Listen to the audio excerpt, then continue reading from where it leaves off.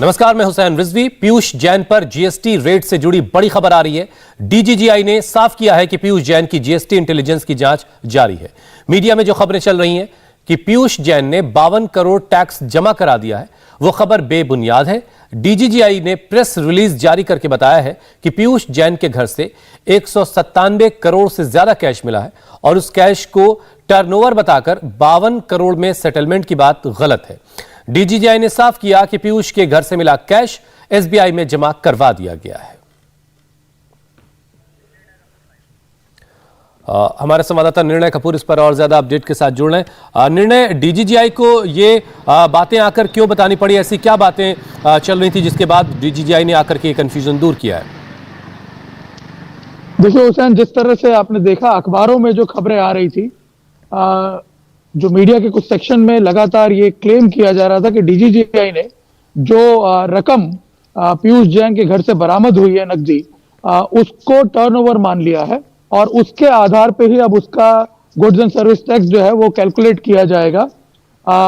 इस बात को लेकर के डीजीजीआई को ये क्लैरिफिकेशन इशू करना पड़ा है, क्योंकि मैं आपको बता दूं कि कल हमने जब ये खबरें पढ़ी थी तब हमने भी डीजीजीआई से ये बात जो है इसको समझने की कोशिश की थी और उनसे कंफर्म करने की कोशिश की थी। तभी उन्होंने बताया था कि पूरी बात जो है वो बेसलेस है और बिना किसी आधार के लिखी गई है, क्योंकि जिस तरह से खबर लिखी गई है उसमें इन्वेस्टिगेशन के पूरे प्रोसेस को ही वायलेट कर दिया गया है।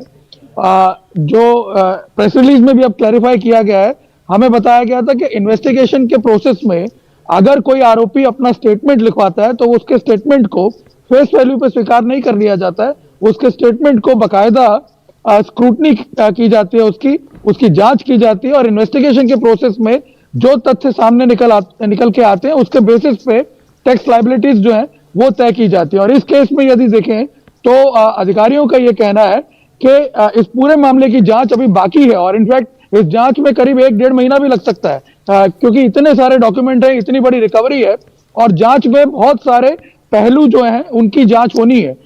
तो मैं आपको बता दूं जो अहम बातें हैं, एक तो पीयूष जैन ने जो अपना स्टेटमेंट दिया है और जो डॉक्यूमेंट्स उसने प्रेजेंट किए हैं उनकी जांच होगी और उसके साथ साथ जो ट्रांसपोर्टर्स था जिसके ट्रक्स पे रेड की गई थी उस ट्रांसपोर्ट कंपनी के रिकॉर्ड्स की जांच होगी। इसके अलावा जो गुटखा मैन्युफैक्चरर है उसके रिकॉर्ड्स की जांच होगी और इन सभी रिकॉर्ड्स के वेरिफिकेशन के बाद जो तथ्य सामने आएंगे उसके आधार पे सारा सोर्स ऑफ इनकम जो है वो असर्टेन किया जाएगा।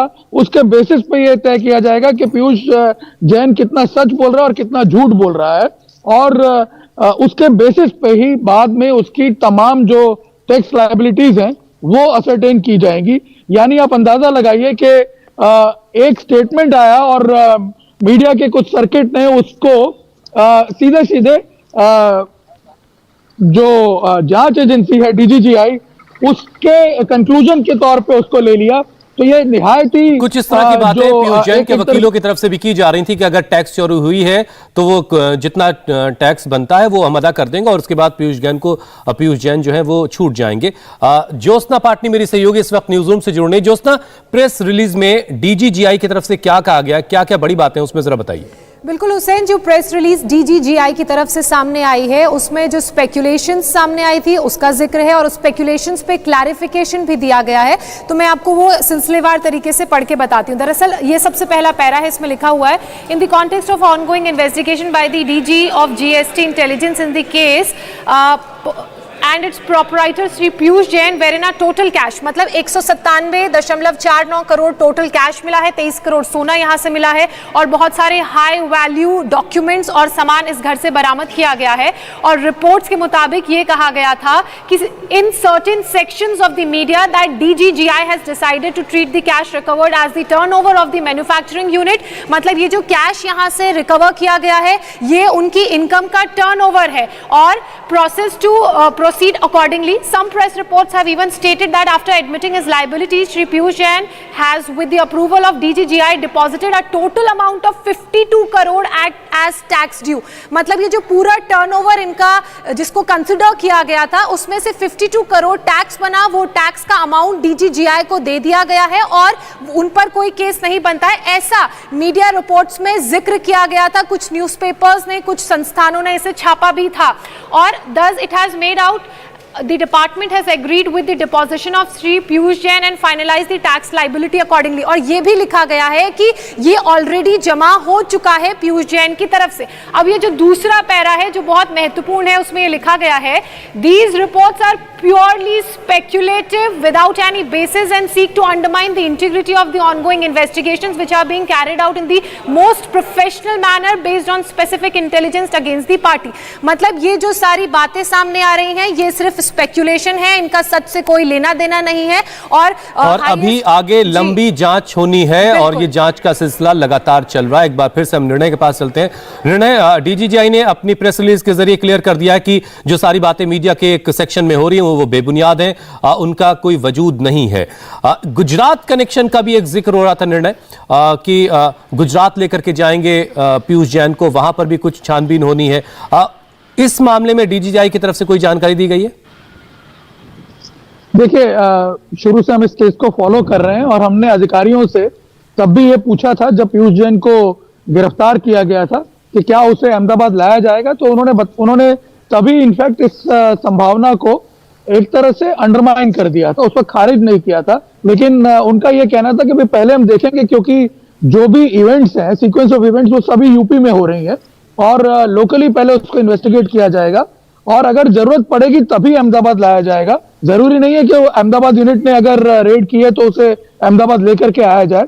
और आपने देखा होगा कि जब उसे प्रोड्यूस किया गया कोर्ट में तो एजेंसी द्वारा रिमांड की भी डिमांड नहीं की गई, क्योंकि उनका यह कहना था कि करीब हमने 1.5 दिन तक पीयूष जैन को इन्वेस्टिगेट किया और उसका पूरा स्टेटमेंट हम रिकॉर्ड कर चुके हैं और अभी as a part of strategy हमारे पास रिमांड लेने के और भी मौके आ सकते हैं।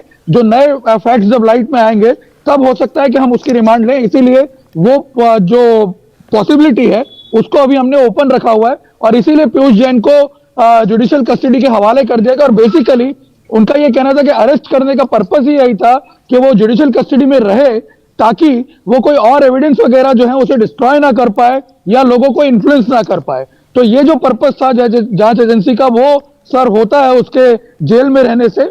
और बाकी रही बात तो उसके ये अभी तक की जो जांच हुई है, डीजीजीआई ने पिछली कोर्ट में पेशी के दौरान रिमांड अगर नहीं मांगी और जुडिशियल कस्टडी में पीयूष जैन को भेजा गया, तो अगली बार जब कोर्ट के सामने प्रोड्यूस करना होगा, ये रिमांड जैसे ही खत्म होगी, तो क्या उस वक्त डीजीजीआई जो है वो अपनी कस्टडी में लेने की कोशिश करेगी? ऐसे कुछ इनपुट्स मिले हैं डीजीजीआई को इस पूरे अब तक की छानबीन में? देखिए, जो जानकारी हमारे पास है उस हिसाब से डीजीजीआई हो सकता है कि अभी पूरे मैटर को जब एसेस करेगी उसके बाद अगर कुछ नए तथ्य प्रकाश में आते हैं तो उसके बेसिस पे हो सकता है उसकी कस्टोडियल रिमांड की या कस्टोडियल इंटरोगेशन की डिमांड करे। लेकिन फिलहाल अभी ऐसी कोई पॉसिबिलिटी नहीं है, क्योंकि अभी जो असेसमेंट है डॉक्यूमेंट्स का वो चल रहा है।